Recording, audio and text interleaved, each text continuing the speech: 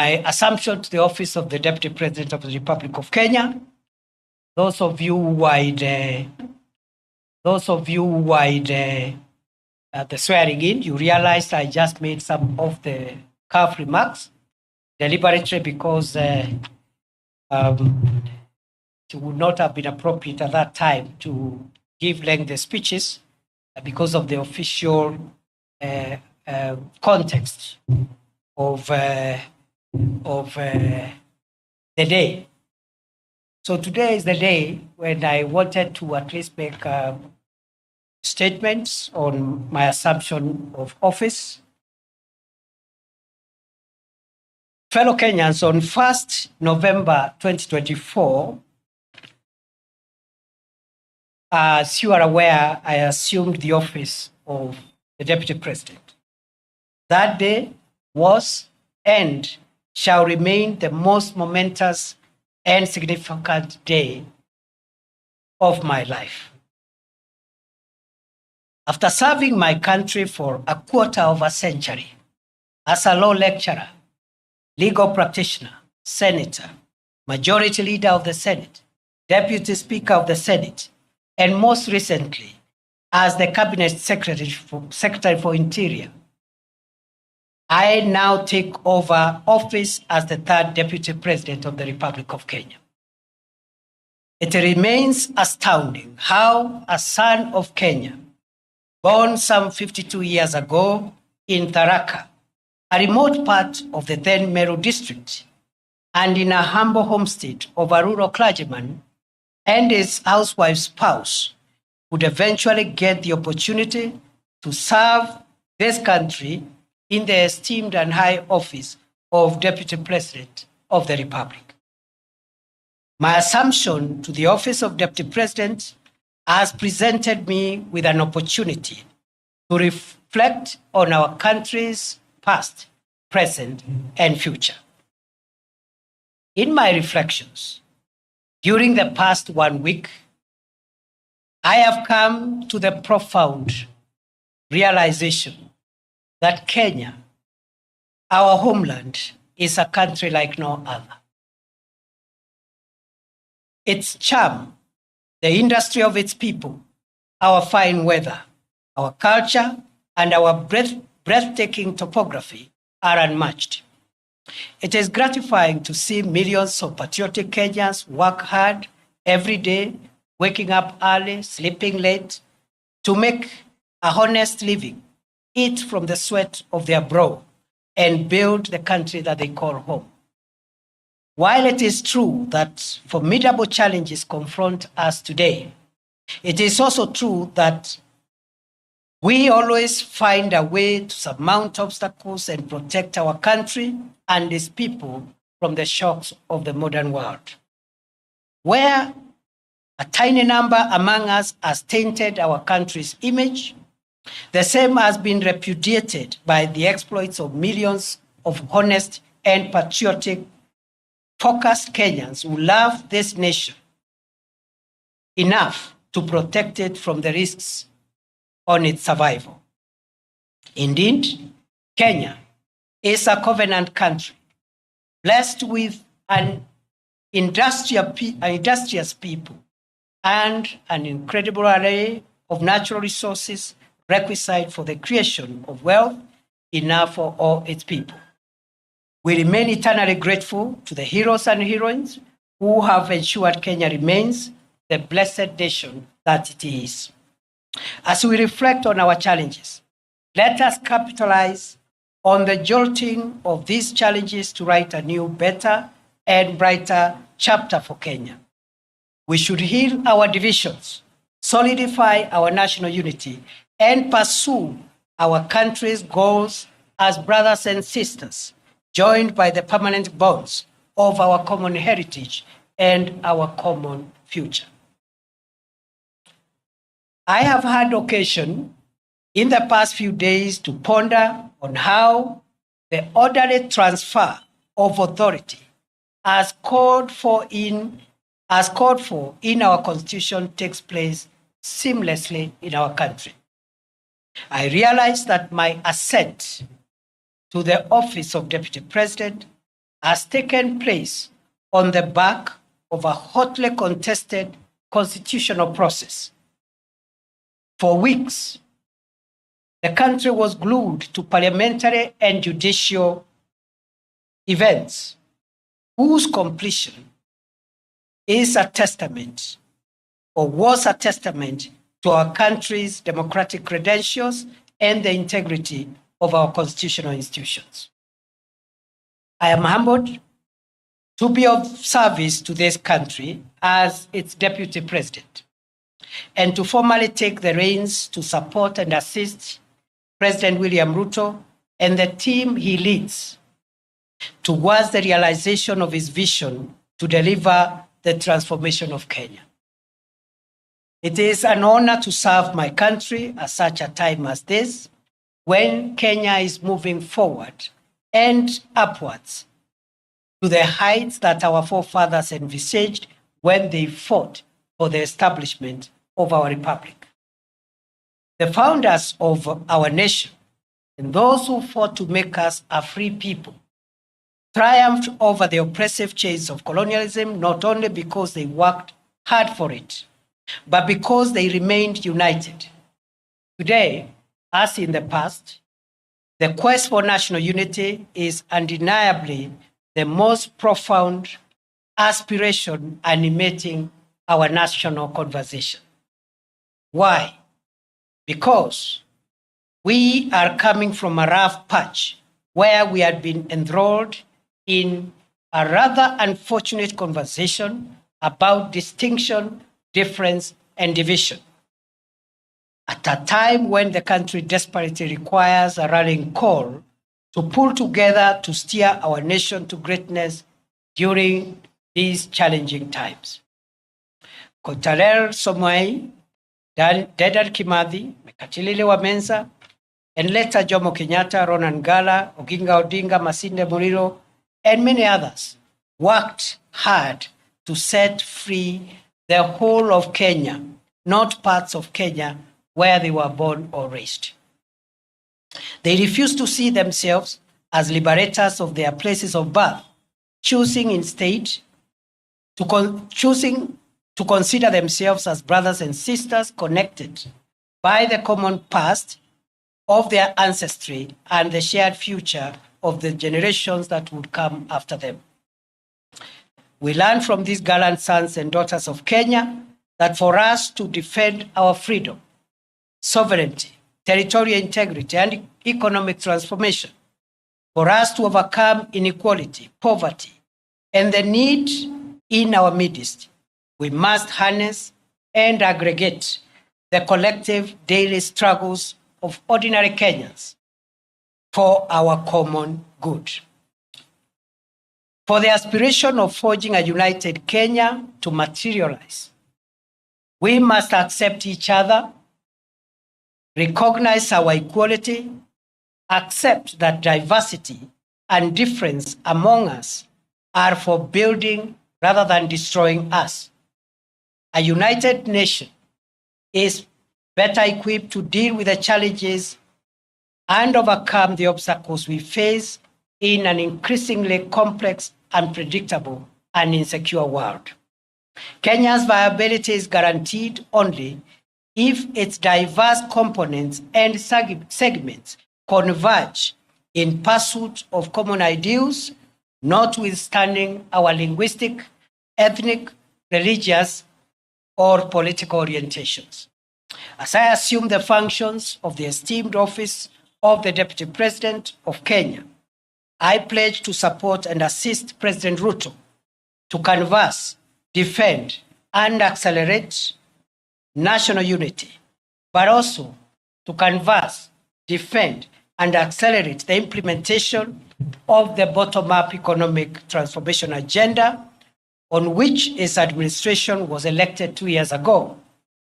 I will work with my colleagues in the cabinet, as I have done in my previous role during the past 2 years, as we look forward to opening a new chapter in our collective effort to deliver the economic transformation and empowerment of the people of Kenya to realize better standards of living.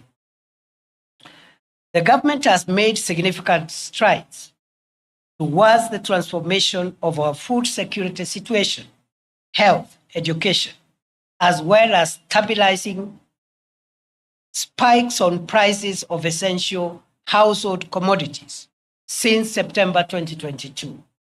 The government's resolve to introduce a higher education funding model that is student-centered and to roll out universal health, affordable housing, and other initiatives require constant communication for public buy-in, input, and feedback in the spirit of a people-centered delivery of our country's development agenda.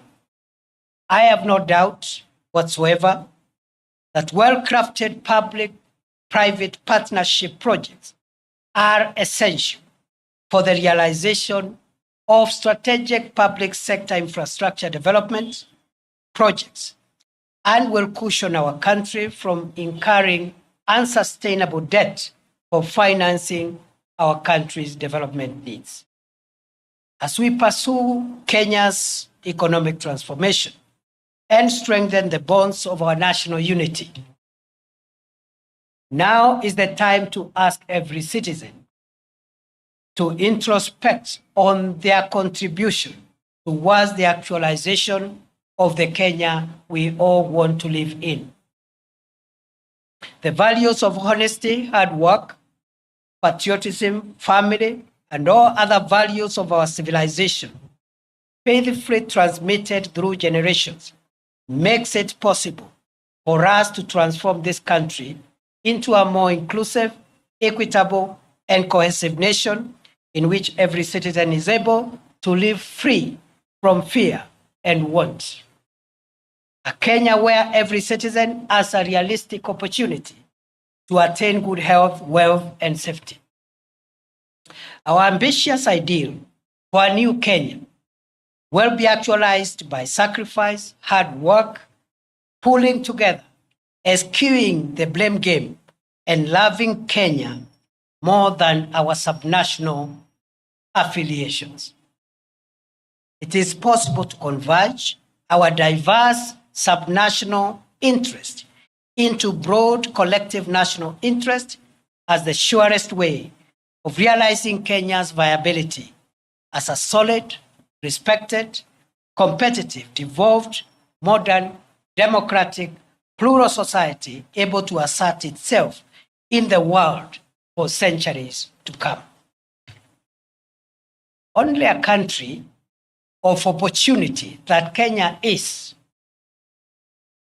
can cause the little village of Irunduni, tucked in the outskirts of the unassuming hamlet of Mukodhima in semi-arid Tharaka, to produce the country's deputy president.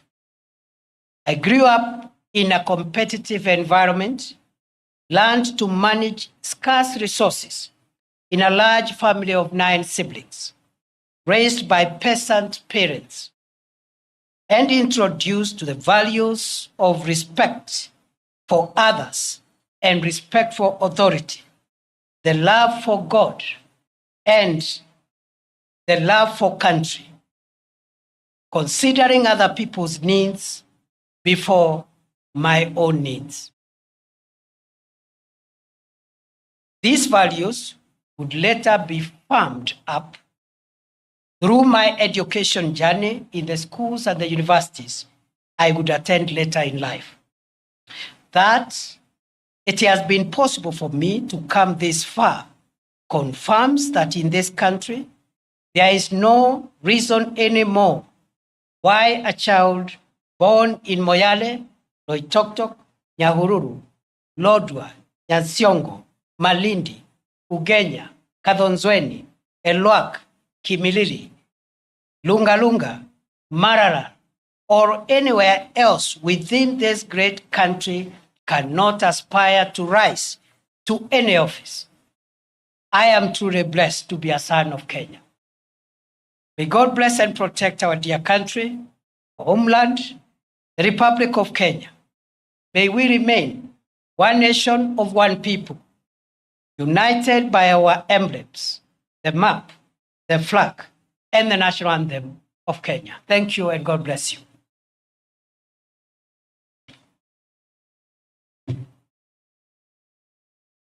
I'll take maximum 2, please.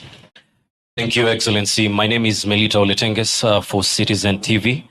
My question is, you are stepping into this new role at a time when counties have not had a disbursement of funds for about 4 months, and it is causing a cash crunch there.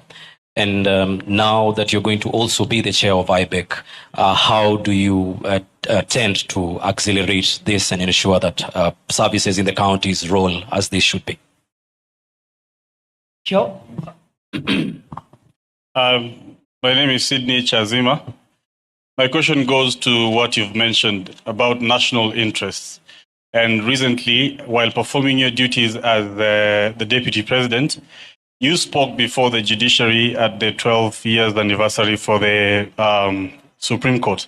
And you mentioned that there need to be a place where the courts consider the national interest as opposed to the public interest. Someone may misconstrue this as the executive trying to exert its pressure on the courts. What would you make of this?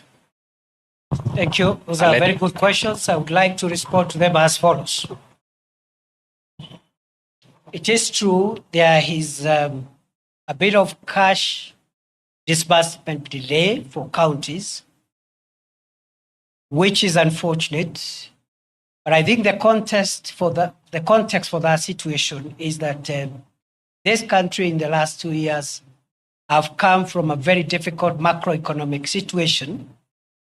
And it has taken 2 years of hard work under the leadership of President William Ruto to tackle the macroeconomic stability of the country, stabilize the shilling, stabilize essential food prices of essential commodities, including fuel, and so forth and so on. For the first time this month, inflation is at 2.7%, the lowest in 17 years. The last time the inflation was at that level was in 2007, just before the post-election election violence, at the peak of President Kibaki's best economic situation. And therefore, the heavy lifting that the country has had to do is now behind us. We can only do better. I am going to convene as soon as possible a consultative forum under the auspices of IBEC, and I believe the short-term issue around disbursements should be tackled in a more sustainable manner, so that we don't just release what is outstanding, but we find mechanisms of ensuring that we don't have similar delays in the days ahead. So that is something that I'm seized of. Just the way we have tackled other issues and economic challenges, we're going to tackle the disbursement to counties promptly. And that is what the Constitution requires, that the national government must ensure that counties receive their funds within the required time. Secondly, and lastly, I've been asked to comment about the comments I made at the Judges' Conference. And at the Judges' Conference, I said, first and foremost, that conference was not a meeting between the executive and the judiciary. It was a conference for the court to introspect and reflect on how the judiciary has performed, especially the Supreme Court, in shaping the jurisprudence of our country and interpreting our Constitution.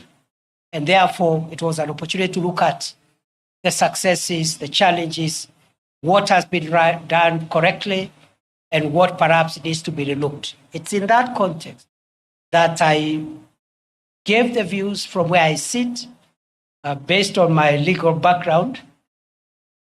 I made the remark that I believe the Supreme Court of Kenya has done a fantastic job in interpreting the Constitution. For 12 years, what the Supreme Court of the Republic of Kenya has done is equivalent to what some Supreme Courts have done in 50 years. So we are very proud that our institutions are not only efficient, but they are on a trajectory of fast maturity. At that point, because it was a moment for introspection, I said, the jurisprudence that the court has given us about public interest is very refreshing and welcome. And then I remarked, going forward, as the Supreme Court consolidates its own jurisprudence and enhances it, perfects it, it is worth reflecting, even beyond public interest, whether our constitution allows our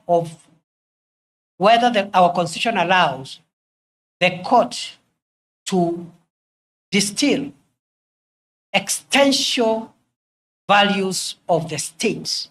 And I told the meeting that those existential values are found in two places.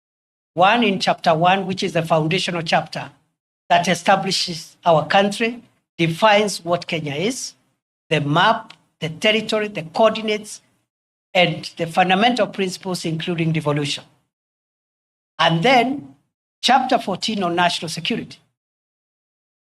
Article 238 in particular contains some elements of what one would call existential and primordial elements of the existence of Kenya. That Article 238 says that there are certain core interests of Kenya that must be protected. And that's why the organs of national security are established, to make sure that Kenya does not disappear. It survives. Territorial sovereignty of Kenya. That's why our KDF will do whatever it takes to make sure that other nations, enemies of Kenya, don't overrun us. The territorial integrity of Kenya, that no foreign country can violate our airspace, our land, or our sea space. And then it goes on to discuss a few other existential, very, very critical foundational interests of the nation. And so what I was asking, I said maybe the courts needs to think whether we can have a hierarchy of national interests. The general public interest on everything else, and very basic and existential interest on which the survival of the nation rests. Because, for example, when we have had, for example, challenges in allowing the people of Kenya to exercise their rights, which are protected in the Constitution, we have seen, for example, that right, for example, need also to be balanced in the need to protect the country and constitutional institutions. Because we saw an attempt to violate the Chief Justice's chambers by people who are expressing their rights, which is correct. But you see, if you destroy the emblems that makes the state to exist, burn down parliament, those are extreme measures. And all what I said, just to be brief, I was not prescribing. I was just asking the judges to provide leadership, as is their mandate in the Constitution, to tell us whether there is a hierarchy of interests. Because the other commercial issues, the public interest is easily discernible. But sometimes there could be a conflict between what is popular or what the public is saying and the existence of the state. And I provided evidence at chapter 1 of the Constitution, which is the foundational principles, and the Article 238 that tells our organs of national security to protect the borders of Kenya, to protect the existence of Kenya and its institutions. That balance the court should help us to interpret. I know I've spoken a lot of English, but that's what it is. I wish you well. It is good to see you. We are going to have regular interactions. On a light note, the other job was a bit constraining because of the operational support that required me to be where action was taking place in terms of defending the country's vital interest of homeland security. But with a new role, I'll be much more available. We are open to the input of the people of Kenya. We are open to even positive criticism of the media, from civil society, so that we can all converge our various views and opinions on how we can build a stable, solid democracy called Kenya. Asanteni sana, Mungu awabariki.